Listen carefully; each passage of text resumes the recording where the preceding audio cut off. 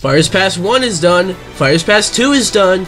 I think it is time to rank all 12 DLC characters from the worst to the best. In my personal opinion, this is not a ranking of how good they are in the meta. This is just a ranking based on how good I think they are, or how much fun I have with them. That being said, there will be some personal bias because, spoiler alert, 2 of these characters I actually main, and 1 of them I pocket main. So, yeah. If you disagree with me, let me know your ranking down below. You don't have to give me all 12, you can give me like your top 5 or whatever, but give me your ranking. Your favorite characters, whatever. Anyways, before we get started, you know what to do. Be sure to subscribe, hit the bell, and leave a comment, or I'll stink face you. You don't know what that is? Look it up.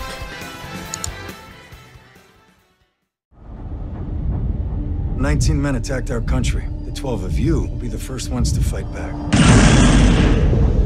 How do you love your family and leave them to go to war? Look, I understand it's a popular and therefore cruel thing to hate on Min Min, but there is a reason for that, and that reason contributes to her coming in at the very bottom, and if you ask me, it's not even close. Like, number 11, I think is way more fun than Min Min.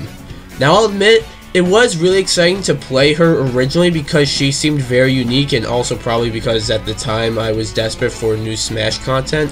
But my god, after playing her now, I struggle to find a character this lame in so many ways. I'll say she is one of the most unique characters in the game, which is rather impressive considering the size of the roster, but it's really just because of the whole arms gimmick, which leads to Min Min feeling like a very spammy character. That makes her really not that fun, as you'll end up basically using the same move over and over again. If you try to mix it up, it still kind of feels like the same move. So, yeah, Min Min comes at number 12. Number 11. Dude, I love the fact that Banjo and Kazooie are finally in Smash. So much so that it really pains me to see Banjo and Kazooie become a very lame character. Now, I feel like there is fun to be had when playing Banjo, but he's a pretty clunky and lame character to play as. Not the lamest necessarily, not as lame as Min Min, and there isn't really anything particularly too wrong with him, but not much really stands out about him to me, which is also why he's only number 11. Like, I feel like every other character in that was DLC has something, you know, really cool about them, something that stands out. Banjo just doesn't, if you know what I mean. However, if I was ranking these characters based on hype, Banjo might be number 1. I wanted to give to you, in the last part of your notes here, the significance spiritually of the number 10 in the Bible. Speaking of not really having anything to stand out, in my opinion, as I lied, there might be another character that doesn't really have anything. I feel the exact way about Piranha Plant. That's the character I was talking about. Now, I get it. Part of the appeal of this character is the fact that you are playing a potted plant grunt enemy who is normally stationary in the games he's from, and he's now in a fighting game. And I applaud Sakurai and the Smash team for their creativity here, but that being said, there isn't really much you can do with Piranha Plant. I feel like they did the most they could with him. Most of his moves either feel very cheap or very clunky too. Piranha Plant is not a bad character to play by any means, at least when it comes to fun, but there are simply just better and more exciting options in my opinion.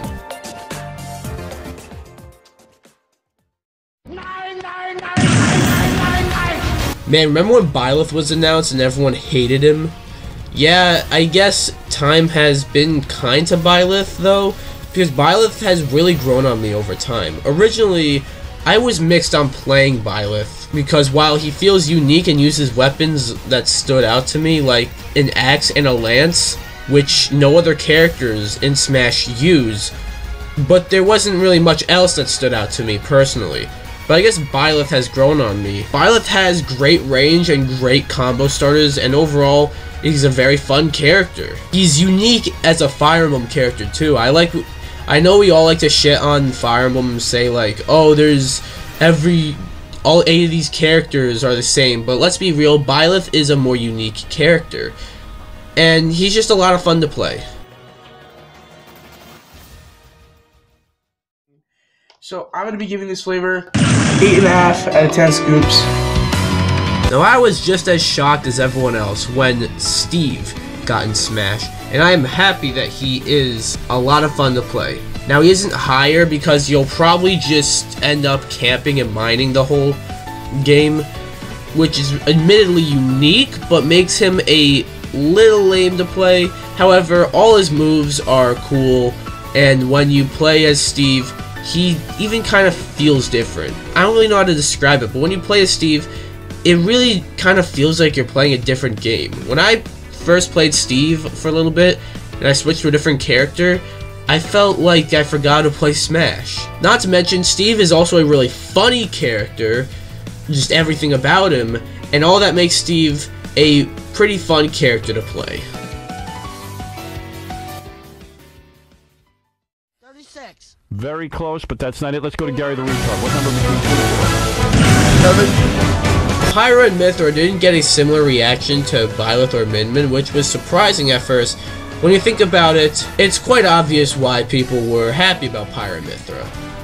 I'll let you draw your own conclusions. Regardless though, when it comes to actually playing Pyra and Mythra, they are actually surprisingly fun to play. For one, a stance change character is something I would have never expected as a DLC character, because I thought we got rid of those, and the way you effortlessly swap between the two characters and even works as a dodge is really cool. These two also make one good balanced character. Pyra is slow but can kill mad early, when Mythra is fast but struggles in her ability to kill.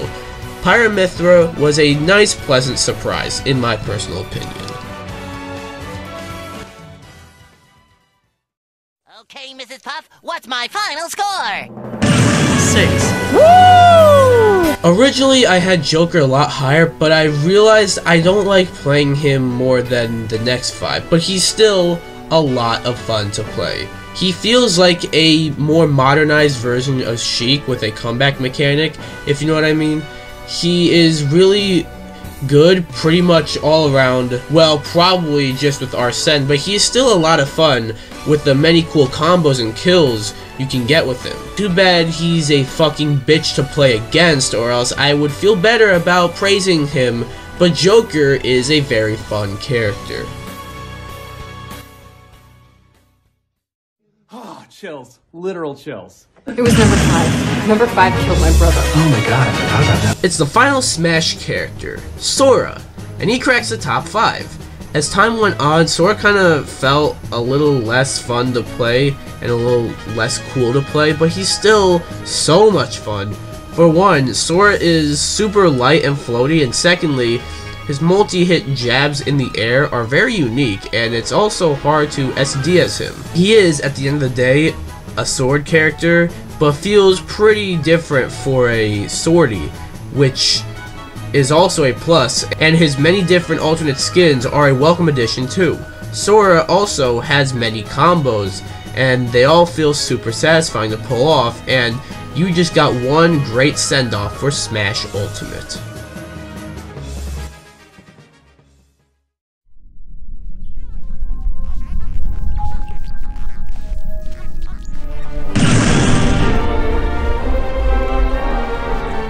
Originally, I had Joker higher than Hero, but as time passed on, I started to like Hero more. I guess he's just more fun and also funny with his RNG. Seriously though, bullshit aside, getting a kill at 0% by accident is one of the funniest fucking things ever. A lot of his moves might seem broken, but they are balanced by mana. Also, have I mentioned the RNG? Seriously, I think the RNG alone and the crazy shit you can pull with it alone places Hero this high up. Not to mention the fact that Hero probably has one of the best selections of skins in the entire game, and all that and more makes Hero a fun character.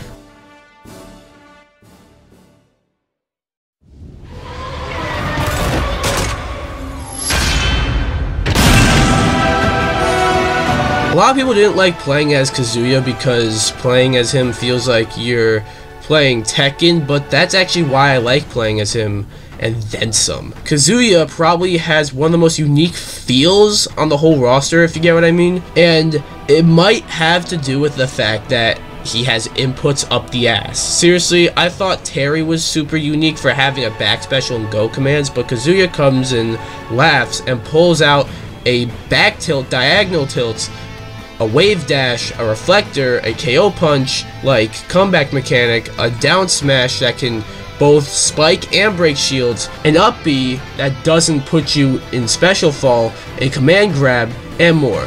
That might make Kazuya a broken character, but it makes him extremely fun nonetheless. What kind of pencil do we take again? Number 2. Take a number 2. Looks like you took a big number 2. I still can't believe Sephiroth is in Smash Ultimate, and it's been almost a year.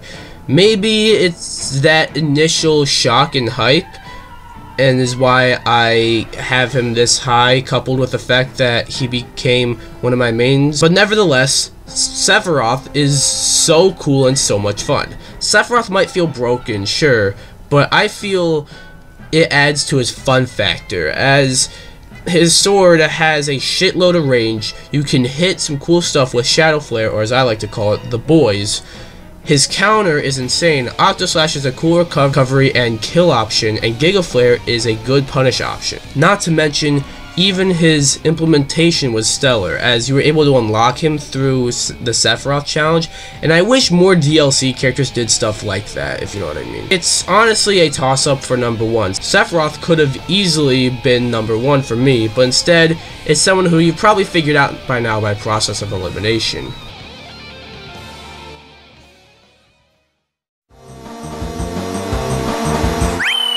I'm a Luigi, number 1.